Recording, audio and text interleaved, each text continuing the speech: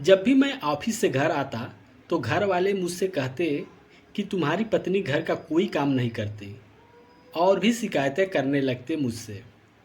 मुझे भी ऐसा ही लगने लगा था, तो मैं भी पत्नी को ताने मारने लगा कि आखिर तुम करती क्या हो सारा दिन। कपड़े, बर्तन, घर की सफाई तो काम वाली करके जाती है, बस लेटी ही रहती हो।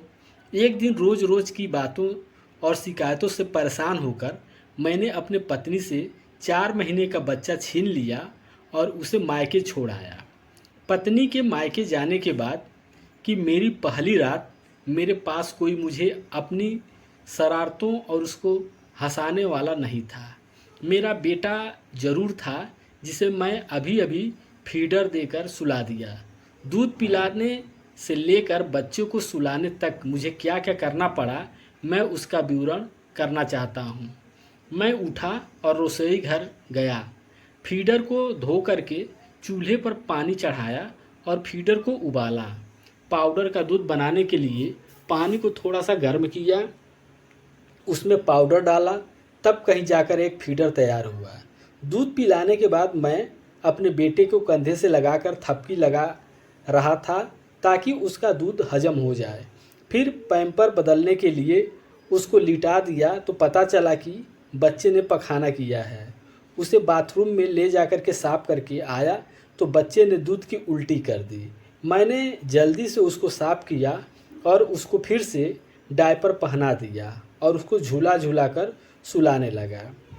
अपने लिए दूध गर्म करके उसे ठंडा होने के लिए फ्रिज में रख दिया। वह होती तो मिल्क शेक बनाकर मेरे हाथ में दे देती। सोचने लगा कि अब इतने सारे झमेले में कौन पड़ेगा, अभी रोटी पका कर खा लूँगा, लेकिन आटा भी गूँथना पड़ेगा।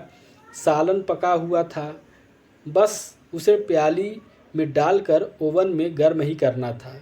सोचा खाने से पहले बेड पर बिखरा हुआ सामान उठा लूं। पैम्पर, खिलौने, फीडर और मेरा बिखरा हुआ सामान सबको अपनी अपनी जगह पर रख दिया। फिर अचानक याद आया कि रोटी बनाने लगूंगा तो बहुत समय लगेगा। अभी तो कपड़ों की इस्त्री भी करनी है। अभी शर्ट को इस्त्री कर ही रहा था कि बेटा उठ गया। मैंने बेटे को उठाया और थपकी लगाते हुए सुलाने लगा। फिर झूले में डाला और झूलाने लगा। भूख से मेरा बुरा हाल था। बड़ी मुश्किल से बच्चे को सुलाया और जोमेटो से खाना ऑर्डर किया। आधे घंटे बाद खाना मेरे सामने आया। मैंने बड़े बड़े निवालों में खाना ख़त्म कर दिया, क्योंकि मैं जानता था कि अगर मेरा बेटा फिर से जाग गया तो मेरा खाना ऐसे ही पड़ा रहेगा और फिर से गर्म करने में बहुत समय लगेगा। मैं सोचने लगा शायद मेरी पत्नी भी ऐसे ही करती होगी। पता नहीं उसे समय पर खाना खाने को मिलता होगा या नहीं। घड़ी में 11 बज रहे थे। मैं बहुत थक गया था और खाते ही बिस्तर पर लेट गया और अपने आप में ही बड़बड़ा रहा था, निशा, अलमारी से चादर निकाल करके दे दो प्लीज़, मुझे बहुत नींद आ रही है। फिर ख्याल आया कि वह तो यहाँ है ही नहीं। वह होती तो चादर निकाल कर उठा देती और खुद ही अलमारी से चादर निकालनी पड़ेगी। अभी मैं इतना सोच ही रहा था कि बिजली चली गई और पंखा बंद हो गया। इससे पहले कि मेरा बेटा गर्मी के कारण जाग जाए, मैं रोने लगे। मैं झट से बेड से नीचे उतर गया और एक पेपर से उसे हवा करने लगा। मुझे नींद के झोंके आ रहे थे, लेकिन बेटे को हवा करना भी ज़रूरी था, नहीं तो वह जाग उठेगा। 1 बजे बिजली आई और मैं तुरंत ही सो गया। 2 बजे बेटे की रोने की आवाज़ से मेरी आंखें खुली। अचानक गहरी नींद से जागने पर मेरे सर में दर्द होने लगा। उसे भूख लगी थी। मैं सुस्ती से उठा और उसे डब्बे का दूध बनाकर पिलाया। 2:30 बजे के करीब बेटा सो गया और मैं भी। उसके बाद बेटा कब जागा और कब तक रोता रहा मुझे कुछ नहीं मालूम।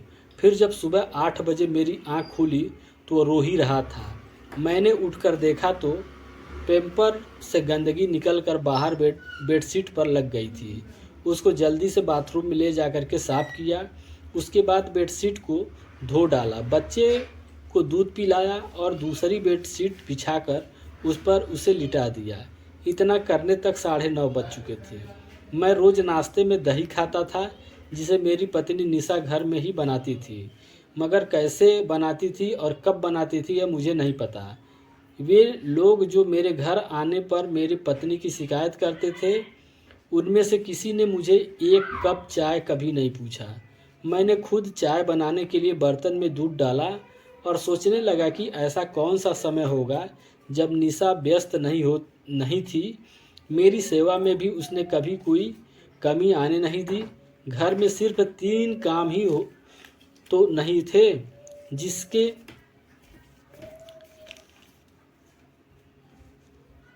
जिसके लिए मैंने नौकरानी रखी थी। एक बच्चे को संभालना ही काफ़ी था, उसे थकन से चूर होने के लिए, लेकिन वह तो मुझे समय पर खाना देती रहती। मैं थक जाता तो मेरे पाँव दबाती, मैं उदास हो जाता तो मुझे हंसाती। अगर मुझ पर काम का दबाव होता या मैं परेशानी में होता तो वह मेरा हौसला बढ़ाती। मैं यही सोचता रहा कि दूध उबल कर सेल्फ पर आ चुका था। मैं धीरे धीरे से कपड़ा लगाने लगा और उन तानों भरे प्रश्नों को सोचने लगा जो मैं निशा से पूछा करता था कि तुम करती क्या हो सारा दिन, तुम्हारा बदन क्यों इतना दर्द करता है, तुमने कौन सा पहाड़ उठाया है जो इतनी थक जाती हो। मेरे ताने सुनकर वह करवट लेती और शायद आंसू बहाती, पर मैं जालिम इंसान ने उसकी परवाह ही नहीं की और फिर थोड़ी देर बाद खुद ही करवट बदल कर मुस्कुरा करके मेरा चेहरा अपनी ओर करती और मुझसे कहती आई लव यू। तो मैं भी मुस्कुरा देता और बहुत जिद करने लगती कि तुम भी मुझे आई लव यू टू कहो। मुझे निशा की प्यारी प्यारी शरारतें यादें आने लगी। सुबह के 10 बज गए थे और नींद पूरी ना होने के कारण मैं ऑफिस से छुट्टी ले ली थी और वह सब लोग अपने अपने कमरों में बैठे थे जो मुझे कल ही कह रहे थे कि तुम्हारे पत्नी घर का कोई काम नहीं करती। चाय नाश्ता पूछना तो दूर की बात, और मैं भी किन बातों में आकर के अपनी प्यारी पत्नी को अपने से दूर कर दिया। मैं सोचने लगा कि अगर पति पत्नी में कोई गलतफहमी हो जाए या कोई झगड़ा हो जाए तो उन्हें खुद को ही सुलझाना चाहिए, ना कि किसी और की बात सुननी चाहिए। मैंने अपने बच्चे को गाड़ी में डाला और गाड़ी उन रास्तों पर दौड़ाई जो रास्ते मुझे हमेशा के लिए मेरी निशा के साथ जोड़ने वाले थे। वहाँ पहुँच करके मैंने दोनों हाथ जोड़ करके निशा से माफ़ी मांगी। वो मेरी निशा, तुम इतनी अच्छी कैसे हो सकती हो, तुमने मुझसे कोई शिकायत ही नहीं की और खुशी खुशी मेरे साथ वापस आ गई। प्यारे दोस्तों, अपनी पत्नी को समय दें, उनका आदर सम्मान करें, उसे प्यार करें। वह अपने माता पिता, अपने बाबुल का आंगन छोड़ करके आपके साथ बिल्कुल नए परिवार में आकर जीवन बिताती है।